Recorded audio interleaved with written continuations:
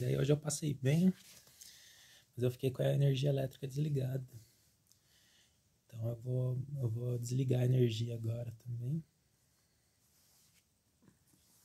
Não sei se tem alguma coisa a ver, né? E com tudo que é equipamento desligado também, porque se deixar o equipamento ligado também não resolve. Tem que desligar os equipamentos, mesmo os que tem bateria. E tá 13 graus agora, eu tô com frio. Vai fazer 10 graus às 7 horas da manhã, mas até lá a temperatura vai se manter. Aqui.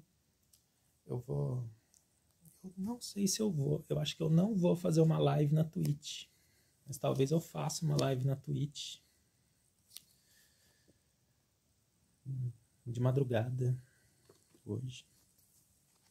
Você pode assistir lá. Eu acho que eu não vou fazer. E agora são 5. São 5 para as 10 agora. É mais ou menos 5 para as 10 agora. O cachorro parou de latir nesse momento. E até então o cachorro estava latindo altíssimo.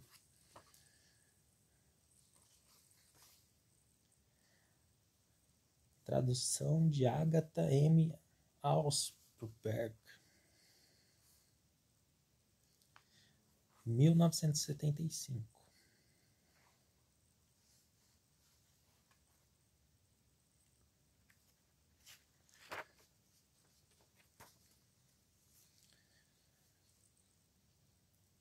Robert Charroux.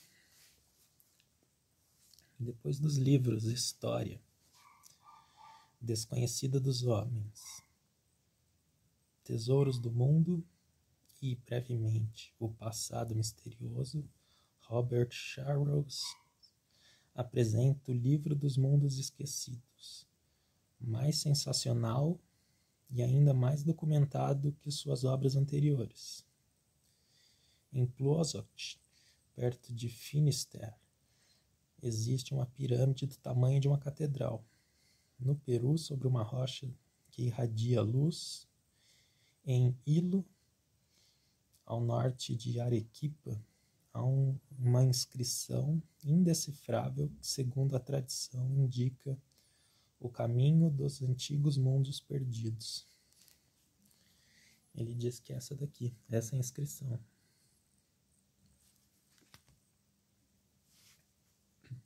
Lampadários, minerais, colunas e esferas foram encontrados no sertão brasileiro. Estavam irradiando luz desde tempos imemoriais. Nossos ancestrais superiores já praticavam com sucesso os transplantes de coração 100 mil anos atrás. As provas estão na Universidade de Leningrado. Cientistas soviéticos acabaram de descobrir a segunda parte do segredo da pedra filosofal e já estão produzindo o filtro da eterna juventude. Em seguida, temos o problema de Jesus, dissecado, eviscerado, observado de todos os ângulos e de todos os pontos de vista mais heréticos, entre baforadas de vapores sulfurosos. Está explicado na sua forma mais provável e mais convincente, assim como é conhecido por 5.000 a 10.000 criaturas humanas que sabem, mas não podem falar. Iniciação Apocalipse. Os mistérios do Vaticano, do céu da feitiçaria de Nazea, do paralelo 35 da reencarnação e outros. Tudo isso e mais 10, mais 20 revelações desse teor compõem a matéria descomunal e misteriosa deste livro. O que você está esperando? Na medida do possível, existem fotografias para comprovar os relatos. Em poucas palavras, este livro dificilmente poderá decepcioná-los nas páginas dedicadas aos continentes esquecidos e às civilizações misteriosas de Mu, da Atlântida e da Ilha de Páscoa.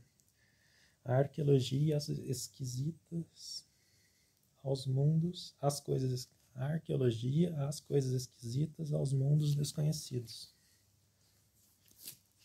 Nossa, acabou de rasgar aqui. Eu não tenho Durex fácil.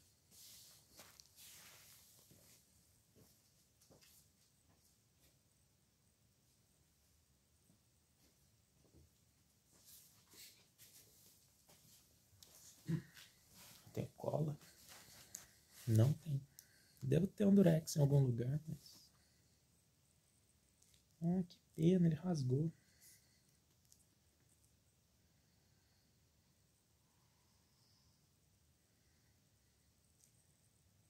Eu quero usar essa cola aqui para consertar a mesa, o assento da mesa. Minha mãe emprestou para Lindalva. A Lindalva é muito amiga da Sônia, aqui do Marcelo, o Marques, que é o pai das crianças, do Rafael, do Rodrigo. A outra moça morreu, né? A filha morreu. A filha era muito chegada em mim, era minha melhor amiga, era a filha da Lindalva.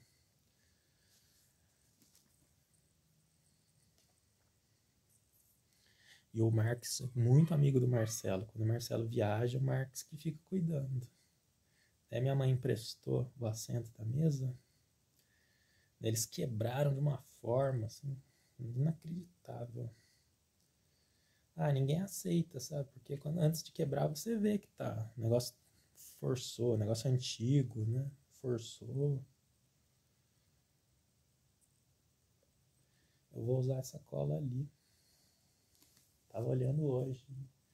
Talvez eu tenha que pôr algum reforço, mas eu não quero pôr, né? Não quero pôr nenhum prego ali. Não sei se vai resolver. Talvez resolva só com a cola.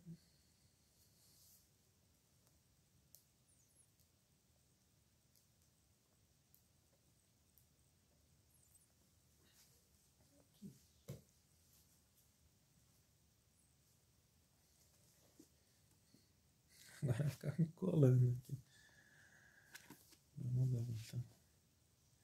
Não tem data, só tem 1975. Que deve ser a data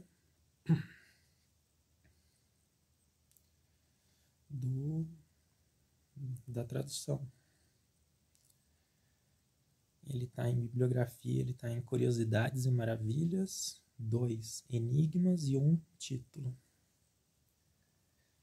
Está com CDD 00193 e 00194. Não sei se isso tem.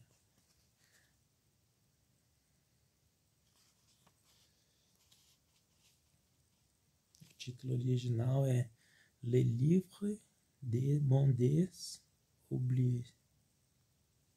Tá aqui em 1971. Foi pela Editions Robert Laffont.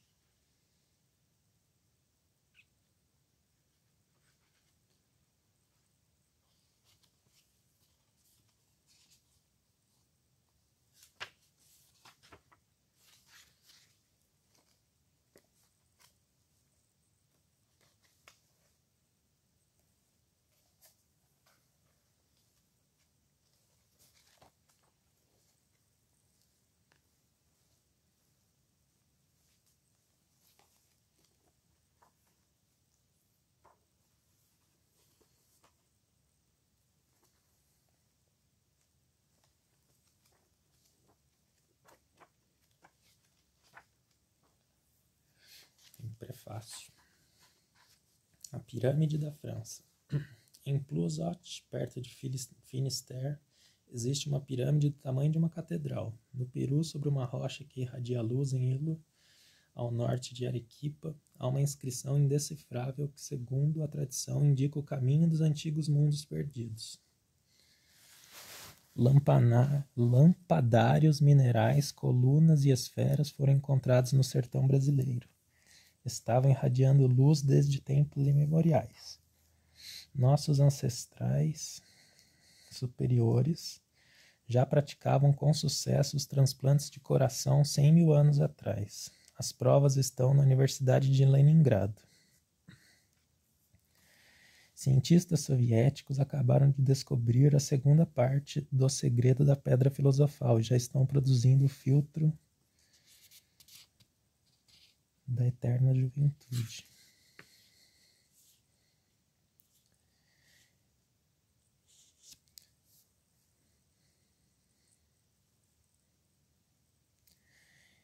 Em seguida, temos o problema de Jesus dissecado, eviscerado, observado de todos os ângulos e de todos os pontos de vista mais heréticos, entre baforadas e vapores sulfurosos.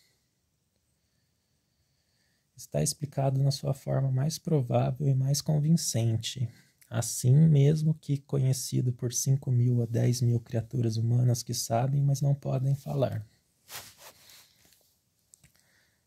Um assunto espinhoso, irritante, mas absolutamente não sacrilégio.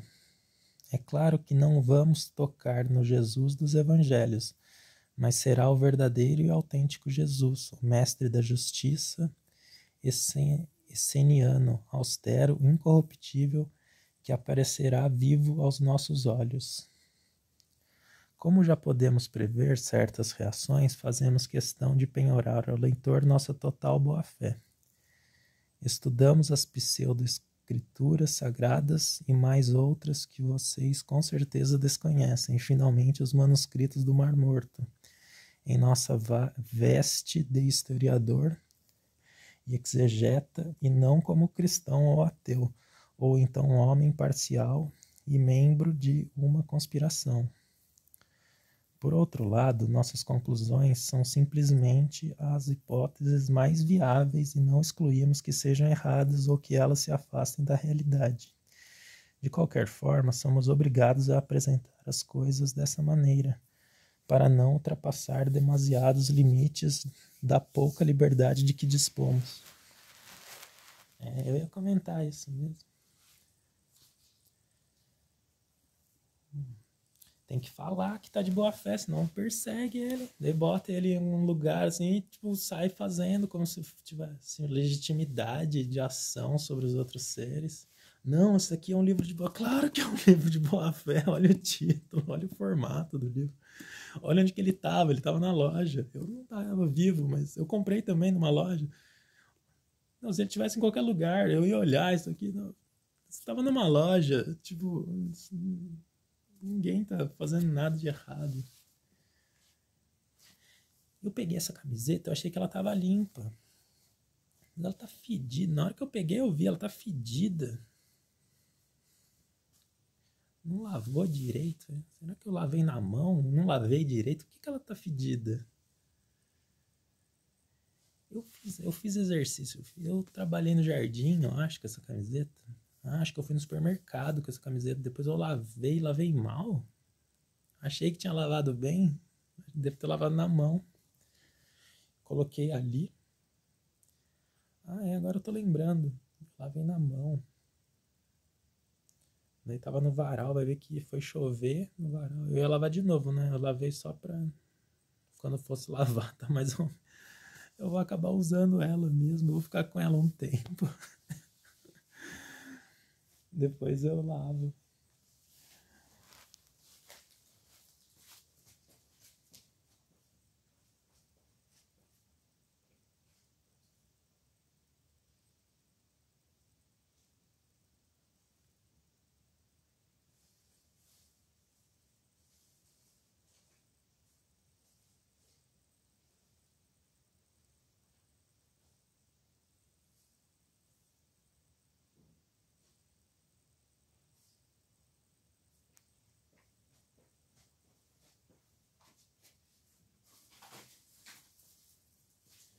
Eu sempre deixo meu dicionário bem fácil ali.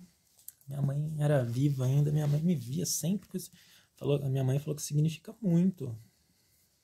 Primeiro dia que eu comprei, ela falou, gastou. Acho que ela tava junto, custou R$8. Hoje em dia é muito mais caro, né?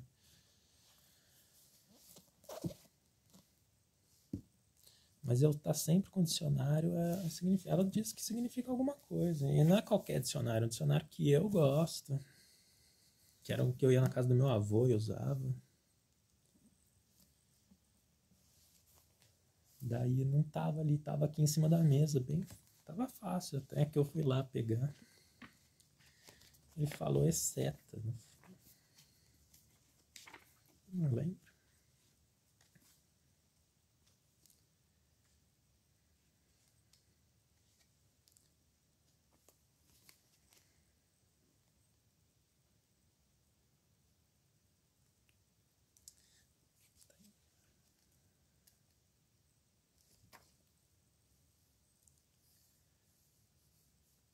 Esseniano.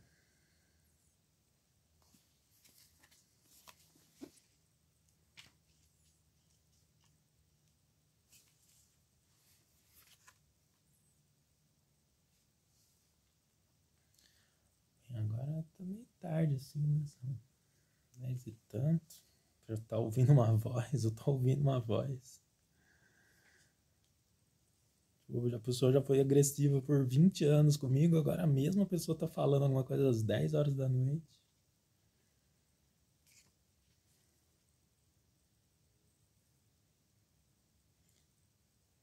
Tocou buzina, né? Na hora que eu liguei o vídeo, começou a falar. Assim, agora tá fazendo isso.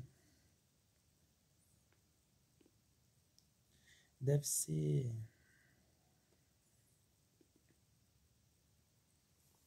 Deve ser de essência. Eu vou olhar no outro dicionário aqui. Não tem. Esseniano. Esseniar.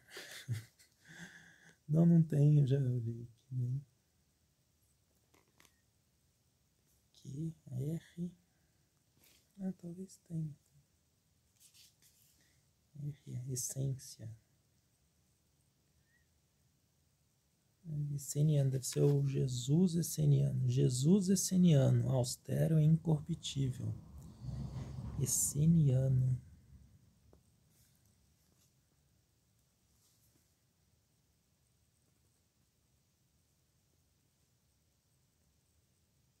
Fundamental, né? Talvez. Você tenha querido dizer. Fundamental. Esse alarme inteiro.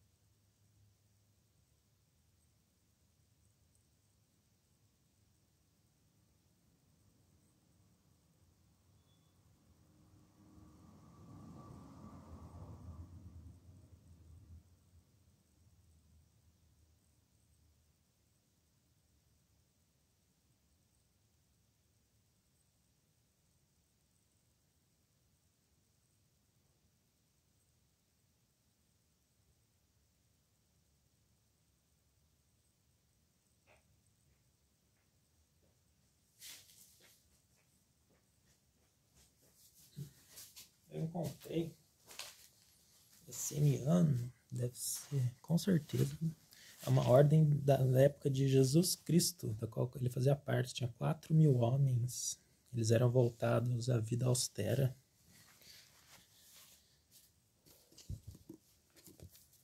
Então quer dizer que é relativo à ordem dos essênios.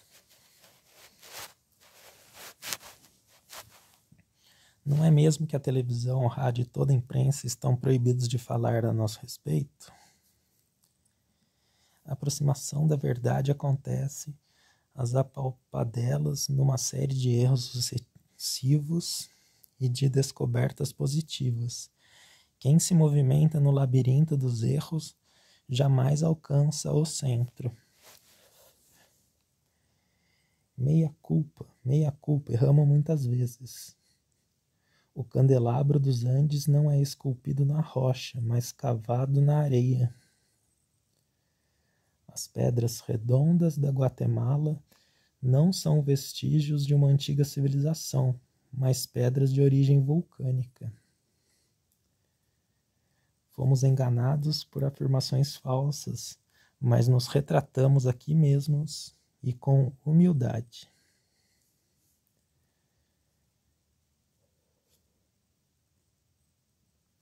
Fez tudo aqui.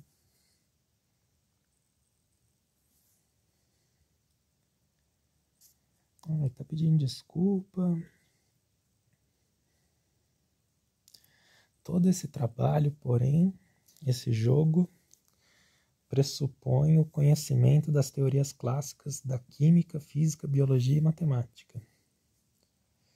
Na França e em outros países surgiram espontaneamente os clubes Robert Schulhoff.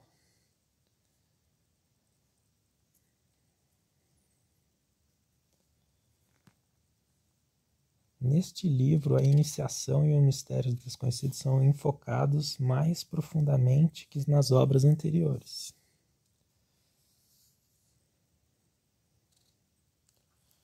Eu vou pular. RC, deve ser ele, assinou aqui.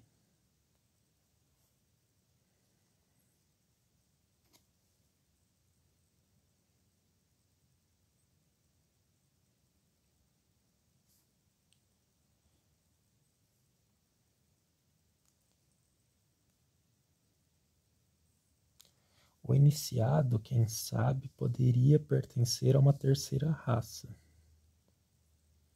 Isso não passa de uma suposição. A verdade deve ser procurada, mas ai de quem achar.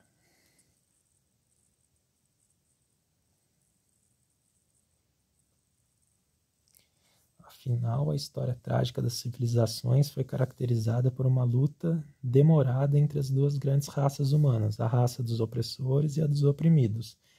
A do mal sempre vitoriosa e a do bem sempre sacrificada. Daí ele assina RC aqui. Aí deve ser o primeiro capítulo. Tá escrito aqui capítulo 1. Separa por partes.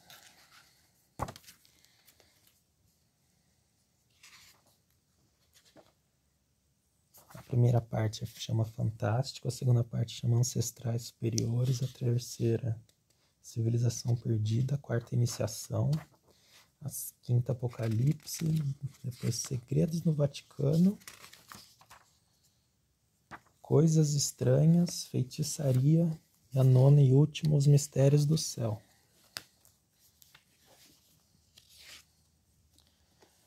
Capítulo 1, Candelabro dos Incas e o Mistério de Nazca.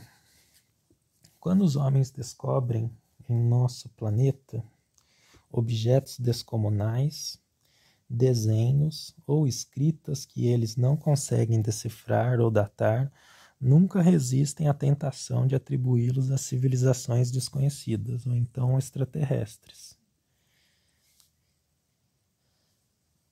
Esse mistério também sempre são apresentados como uma espécie de mensagem.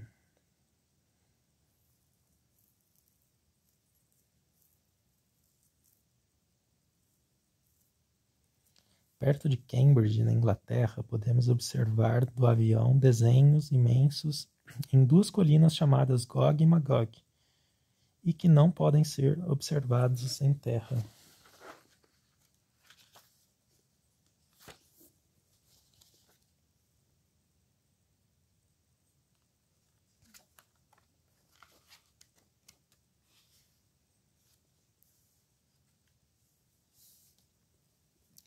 Sempre do alto podemos encontrar no condado de Somerset um mapa celeste do nosso hemisfério marcado pelas partes secas e pelos canais que margeiam um lago que se estende por alguns quilômetros. Ele citou um livro.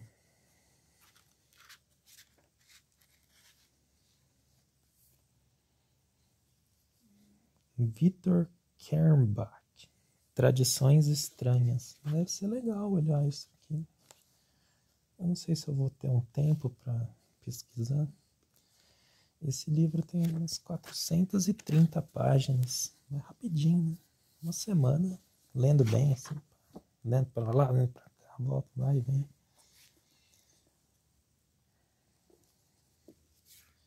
Nos Estados Unidos existem aterros em forma de enormes serpentes, obras de um misterioso povo da antiguidade. Mas eu tenho os gatinhos que exigem muita atenção, comprometimento. Precisa dar muito carinho, atenção, observar, socorrer. E tem outros gatos aí, né? Então tem que ficar olhando, limpar. Tem as coisas da casa para fazer.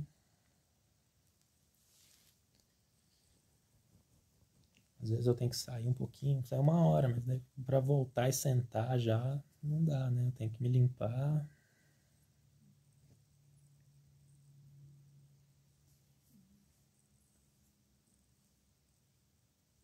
Tem que ficar observando tudo.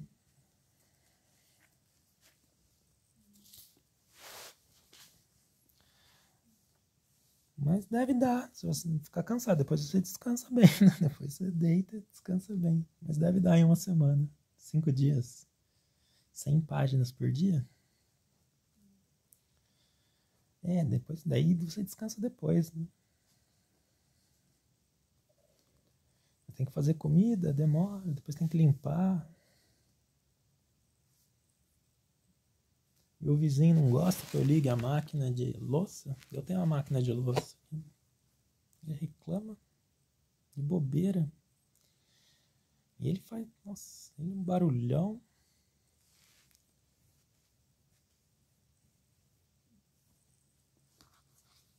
Fica sem comer, né? Vai lendo sem comer. Ai, ai. Todos esses diferentes símbolos e essas escritas parecem ter sido traçadas para serem lidas por um observador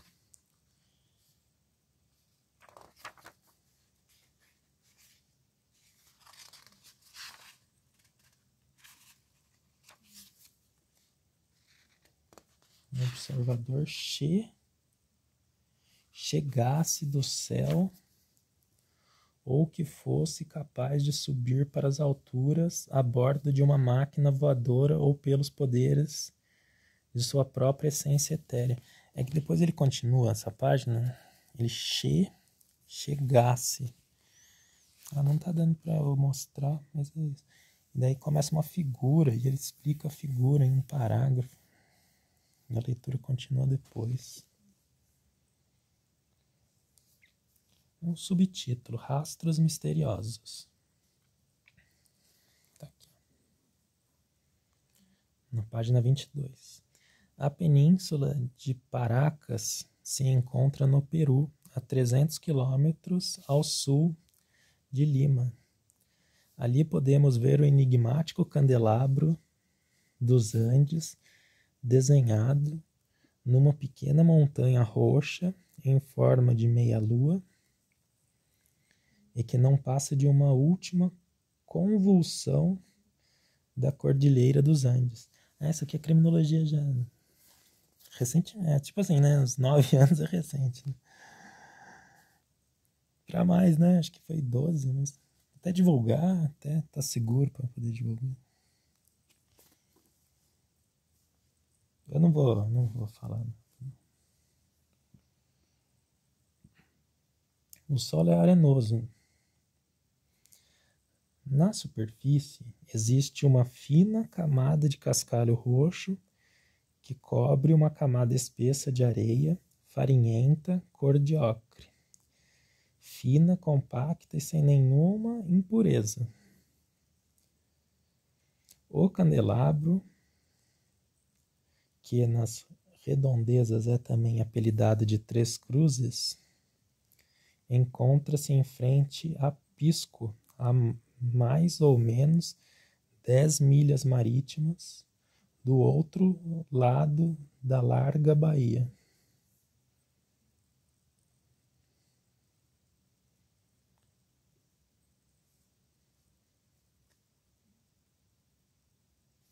Aqui é uma figura na Inglaterra, ele diz. Dá pra ver, né?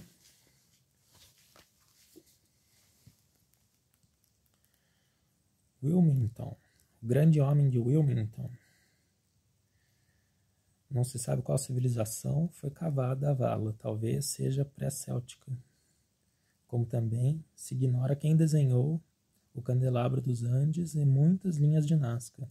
Acredita-se, porém, que os arquitetos de Wilmington foram os ancestrais do Peru. Os arqueólogos levantaram um pequeno muro para proteger a vala do grande homem, que costumava ficar prejudicada pelos rebanhos que pastavam. Me dá uma dor aqui. Aqui tá mais quente que aqui. Mas eu tô com uma janela aberta aqui, tá 12 graus. Não sei se isso faz sentido. É, um pouco, talvez. A luz, né? Tá esquentando. Alguma coisa está me esquentando bastante. Eu fiquei com esse calor ontem também. No rosto. Aqui, nesse lugar que eu tava. Mas a câmera estava desligada. Voltando pro livro, essa foi só a figura, né? Mas voltando pro texto. Ele também, essa figura tem a descrição também.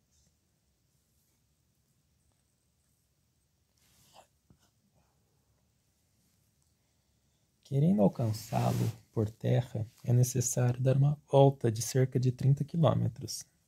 Os peruanos são poucos curiosos por sua própria natureza e acreditamos que nosso amigo Edmond Vertjenslag, Ivete Charrot e eu fomos os primeiros a investigar as areias de Paracas neste século. Atravessamos a baía e, após uma manobra difícil de acostamento por causa dos penhascos abruptos, conseguimos desembarcar a 1 quilômetro do Candelabro, em 30 de abril de 1969. Eu tenho uma barbinha branca aqui, né? Criminologia, acho que não tem barba branca, não tem cabelo branco também. Talvez a pessoa morra mais cedo, sabe? Ou talvez a pessoa morra mais tarde, isso varia, né? Porque pode rolar uma pedra da montanha, pode cair num buraco, daí você morre. Não tem tratamento também. O Marcelo tá dando a parte dele. Vou ficar quieto, né? Ele vai falar. Ah, coitado, ele tá humilhado. Mas ele falou bem baixinho. Eu nunca vi ele tão baixinho. Com a janela aberta, que ele tá, acho que tá aproveitando a oportunidade. Ele deve estar ali na cozinha dele, bem encostado assim na parede. Num lugar que ele escavou, assim, então, um buraco.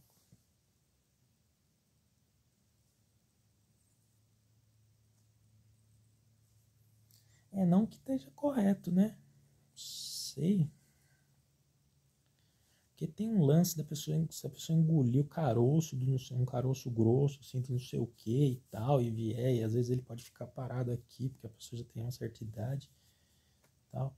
Isso pode dar um cabelo branco, pode causar a cabeça branca inteira da pessoa. Então, assim, quem que deixou o caroço? Um idoso. Então, não sei. Ele tá errado também, né? Tinha que ter bastante filho, bastante gente ao redor. Se todos os filhos fossem trabalhar, deixasse alguém ali, bem zeloso. Ele escondeu, então o problema é dele. Então o problema é de quem escondeu. Escondeu do outro. Não pode esconder nada. Não, tem umas coisas que podem ser escondidas.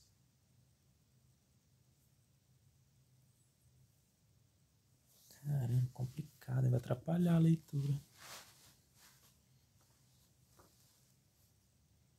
Ah, mas deve estar errado, né? Deve ter, porque eu contra-argumento, né?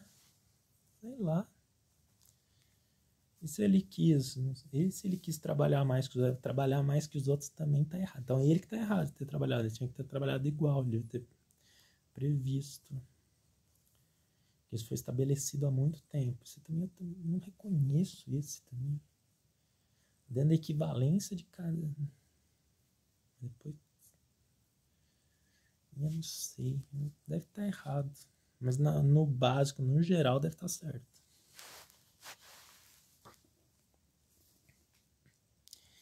Edmond Vertanslack e os marujos do iate poderão confirmá-lo. Achamos um terreno totalmente virgem. Ele tem uma nota no livro dizendo que eles alugaram lá no hotel.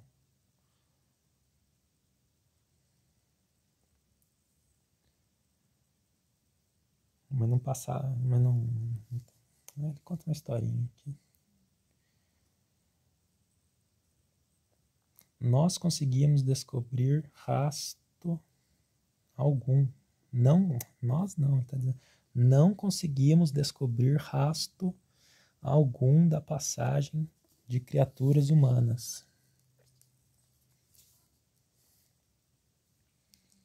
Achamos, porém, pegadas de puma, depressões redondas em linha reta, pois aquele animal caminha cruzando as patas. Deve ter passado por aqui durante a noite, observou Ivete. As pegadas parecem muito recentes. Ou talvez na semana passada, disse Edmond, que estava a par dos fenômenos de Paracas. Ou quem sabe 10 anos atrás. De fato, existe um fenômeno prodigioso que permitiu ao candelabro resistir ao desgaste do tempo e das intempéries. As dunas de Paracas conservam intactos durante séculos e milênios os desenhos marcados em suas areias roxas e ocres. Um risco feito com a ponta de um guarda-chuva poderia ficar ali até o ano 2000, se não houvesse nenhuma interferência humana. De nosso ponto de desembarque, fomos nos aproximando do candelabro, caminhando sobre uma estreita faixa de areia semidura à beira do Pacífico. Ih, tá me dando a dor aqui que eu tenho. Será que ele ficou zangado? Ele acionou um negócio. Ah, eu tenho aqui, né? Agora que eu lembrei, eu tenho uma parada aqui.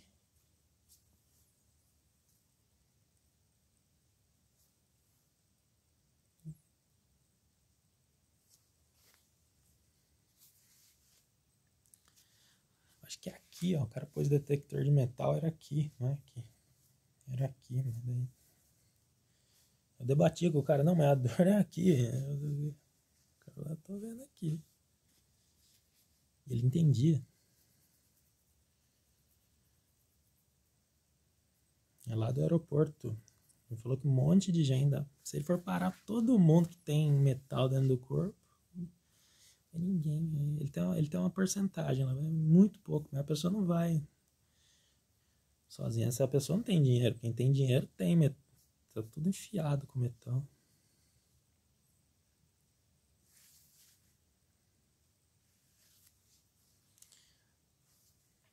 Do nosso ponto de desembarque, fomos nos aproximando do candelabro, caminhando sobre uma estreita faixa de areia semidura à beira do Pacífico. As dunas se erguiam à esquerda com um aclive de perto de 40 graus até mais ou menos 400 metros de elevação. A primeira coisa que vimos foram 3 riscos que desciam do alto até a beira do penhasco. A aparência era de 3 passagens de uma roda de caminhão, cujo pneu tinha deixado um sinal largo de uns 25 centímetros, comprimindo levemente a areia e formando uma depressão de apenas 1 centímetro, como se uma única roda tivesse descido sozinha. Entenda quem puder. O subtítulo: O Milagre da Areia Dourada. Quanto mais nos aproximávamos do candelabro, mais a areia se tornava fofa.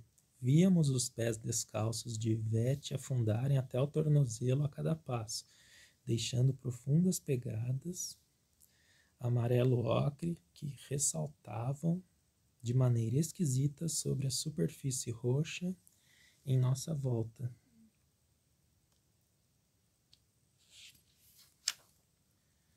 Tem uma página aqui agora, 40 minutos e 50 segundos. Vamos cronometrar uma página. Ela não dá o tempo certo. Se você fosse ler sozinho, quieto, você lê mais rápido. Mas quando está lendo para alguém, mais pausado, demora o dobro.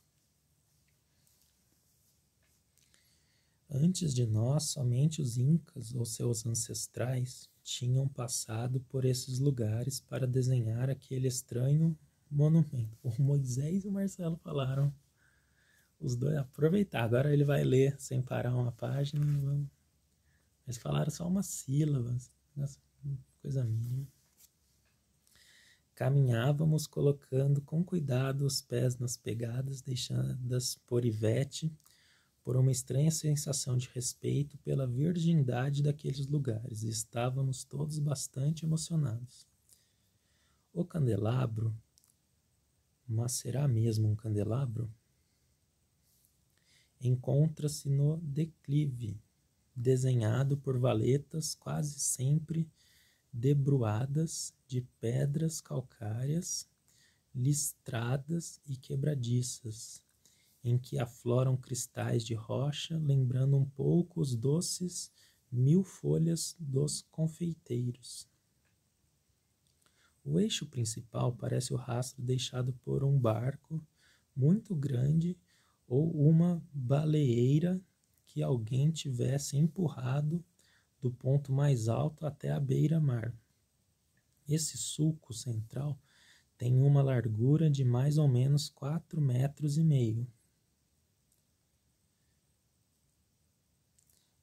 uma profundidade de 60 centímetros e seu comprimento é de cerca de 500 metros. Os braços do candelabro e os motivos que poderiam ser figuras ou animais são menos largos ou menos fundos.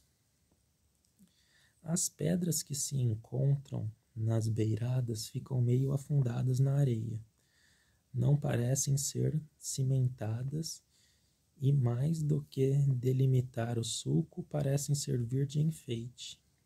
O aclive é íngreme e Ivete teve que se colocar de 4 para superar alguns trechos. Assim mesmo, ela não se sentia muito segura, porque durante a tarde o vento sopra com muita violência na região de Pisco. Os ventos de Paracas são conhecidos no Peru como a tramontana, é conhecida no Mediterrâneo. Esses pormenores são muito importantes e podem ser resumidos da seguinte maneira: apesar do vento e da inclinação extrema, não havia sequer um grãozinho de areia que se levantasse em nossa volta. Como se as forças de dispersão estivessem vencidas pela densidade da areia. Os sinais da nossa passagem possivelmente levariam semanas, meses ou até mais do que isso para se apagarem. Parece impossível, inacreditável, mas não deixa de ser a verdade. Os rastros e sinais que em qualquer outro lugar ficariam apagados em pouco mais de 1 hora conseguem se manter inalterados nas dunas movediças de Paracas durante séculos e talvez durante milênios. Bem, deu 3 minutos, né? 42, 43... 3 minutos uma página. 10 páginas, meia hora. 60 páginas, 1 hora.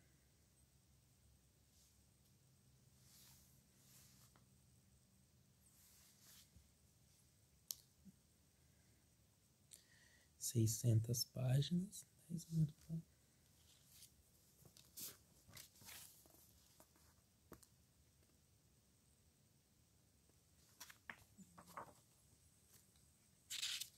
Tá falando que é o candelabro aqui.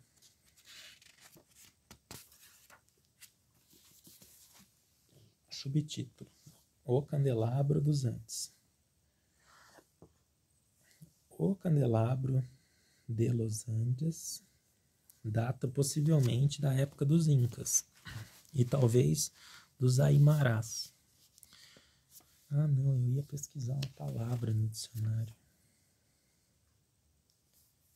Debruadas.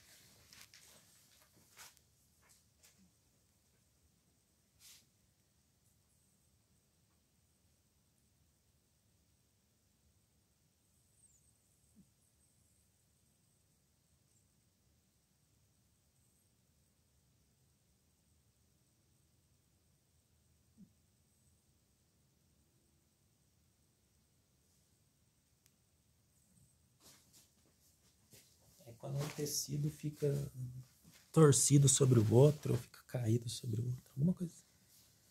Então,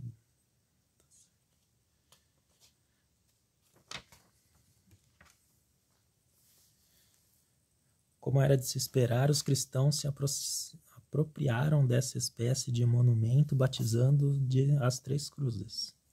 Os autóctones preferem chamá-lo de tridente. Representa uma espécie de candelabro de 3 braços, com um forte eixo central que se apoia num pé de forma retangular. No centro dessa base encontra-se uma fossa cavada na areia, mas pareceu-nos que ela era muito posterior aos outros traços. No topo do eixo central existe uma espécie de tótem com algo que parece uma cabeça e 2 braços levantados. 4 metros mais abaixo, 2 galhos saem aos lados do eixo e terminam em volutas. Os 2 outros braços do candelabro se afastam do eixo mais ou menos no centro do candelabro, subindo em seguida em ângulo reto e terminam numa altura menor do tótem central em forma de lagarto ou salamandra. Vamos ver, voluta. Deve ser volta, né? Mas é melhor eu olhar.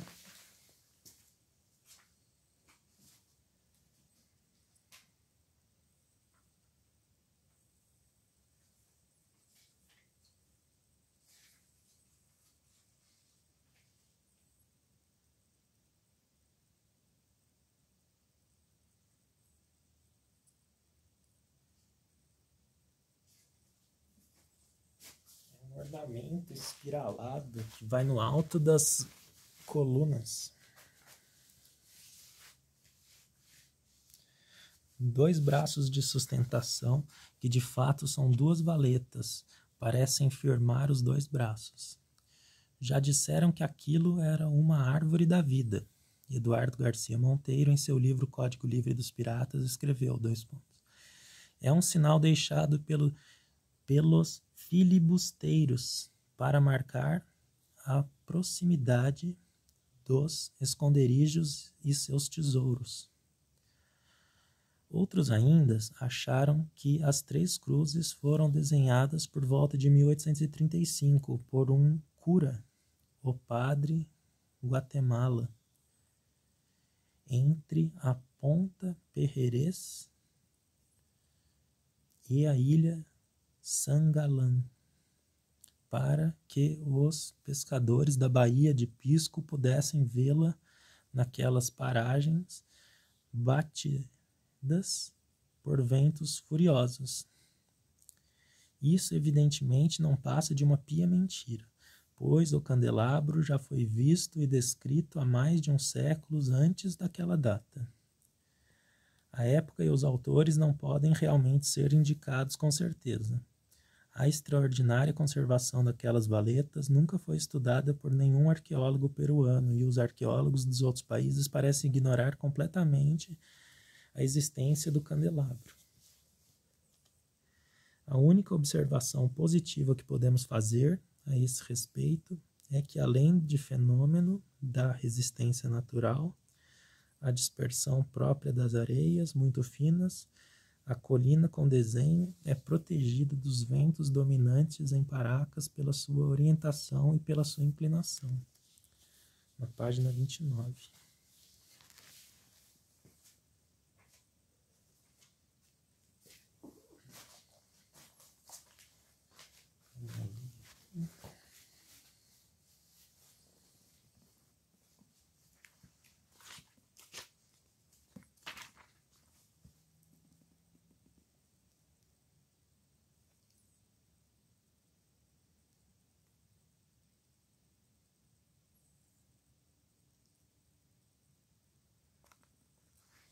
Não tem o cura aqui, mas é conhecido, né? Deve ser latim, talvez um dicionário latim. Ele falou outro, eu sei. Mas eu vou olhar assim mesmo.